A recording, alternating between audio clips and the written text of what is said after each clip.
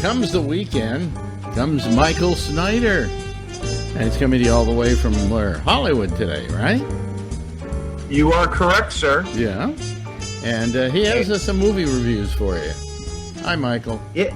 Hi, Alex. And it is the beginning of the fall film season. And, it's kind of crazy when you think about, this time of year, it's Oscar contenders start coming out. But weirdly enough, the most visible film this weekend is not that at all. It's sort of a B-movie horror film from M. Night Shyamalan.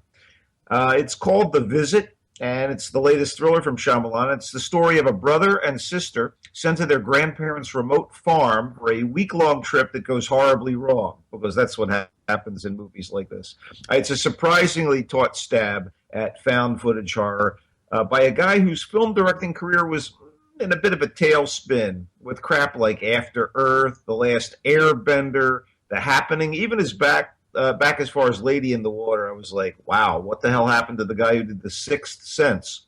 Anyway, The Visit comes on the heels of his producing what I thought was a pretty damned entertaining TV adaptation of the Wayward Pines book that he produced for Fox, and he also directed the pilot first episode and did a good job. But in the matter of The Visit, the kids and the adults are all on point.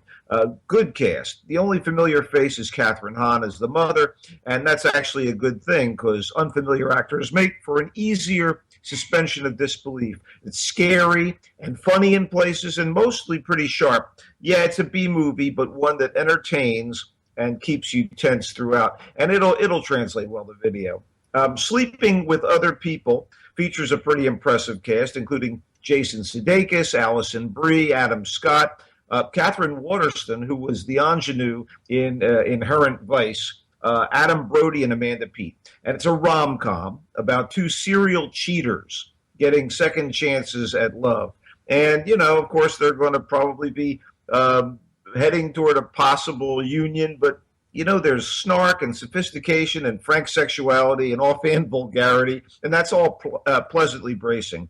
And a rom-com will always rely on formula components, and this thing is no exception. But you have to root for the two leads, even if their characters are self-sabotaging ass clowns on occasion. Sudeikis and Brie are really appealing, and compared to most of the rest of the people they're involved with in the story, they're almost saintly. Brilliant comedy? No. Decent date night raunch with the right partner? Sure. And yes, it'll also play well on video at home, so keep that in mind for the near future and your pocketbook. In Time Out of Mind, Richard Gere, the aging pretty boy, plays George, a homeless man struggling with his demons, desperately trying to connect with the daughter he abandoned, hustling for change and comfort, and basically teetering on the edge. And he does it really well. It's as if a lot of his career was leading up to a chance to do this bang-on performance. Even if he's still the AARP version of the steely, handsome leading man we all know, Gere's deep and damaged performance and the nature of George's lost and grimy circumstances are genuinely affecting and upsetting. Oren Moverman did this thing. He directed it and co-wrote it. And it also features Jenna Malone as George's estranged daughter and Ben Vereen as a fellow homeless guy who says he was once a successful jazz musician. I found this terribly moving. Time Out of Mind. Kudos to Richard Gere and Moverman. Coming Home is the latest drama from the award-winning Chinese director Zhang Yimou, and it stars the beautiful Gong Li. The backdrop is China's Cultural Revolution, and it's the story of a devoted couple who are forced to separate when the husband is arrested as a dissident and sent to a labor camp right as his wife is injured in an accident. She has some serious mental problems, and they have to be sustained and dealt with over time. Her daughter is obviously freaked out about it. This movie is very powerful and frustrating and heartbreaking. And like the truly accomplished glamour-plus actors and actresses, Gong Li's unquestioned skill makes you buy her as the worn, beaten down Feng Wanyu beyond the aging makeup that dims her beauty. This is not an easy ride, not pleasant, but Coming Home is very potent. something on the lighter side. Meet the Patels. It's a real-life romantic comedy with a lot of video footage chronicling the odyssey of the almost 30-year-old Indian-American comic actor Ravi Patel, real guy, as he tries to navigate the arranged marriage tradition that his family and their home village back in India embrace, while still having these modernist West heart, even if those needs bring him into a relationship with an all-American girl. I mean, you can't legislate love, and Robbie's affection for his L.A. sweetie is the sort of thing that will put him at odds with his parents, even as he agrees to let them help match up with a fellow Indian. So it's really charming and real and funny and entertaining and kind of eye-opening in terms of arranged marriage traditions. But Meet the Patels, again, something that'll work well on video. But some of these films deserve your support in the theater, I think. But maybe I'm wrong, but I think so. A movie that came out in the UK last year and has been rebranded for the American audience is A Brilliant Young Mind. That's what they call it here. It was originally called X plus Y. I think there was an obvious attempt to trade in on the title of Beautiful Mind, an award-winning movie about a similarly brilliant and troubled real-life genius to our hero, a young boy who suffers from, the kind of awful repressive circumstances that sometimes will hamper geniuses. He has a kind of autism, but he is brilliant at math. It's a very well-made movie with a knockout cast of UK actors. It's mostly the childhood and coming of age of the autistic hero, and he's stunted by tragedy and closed off from his mother and encouraged to develop his uncanny mastery of math by a couple of teachers. Asa Butterfield plays the kid. He's so good in Hugo and so meh in Ender's Game, and I think that's due to the respective scripts and quality of those things, but he is fantastic here as the boy. And Sally Hawkins is the mom, Rafe Spall is one of his teachers, and Eddie Marsan is absolutely protean.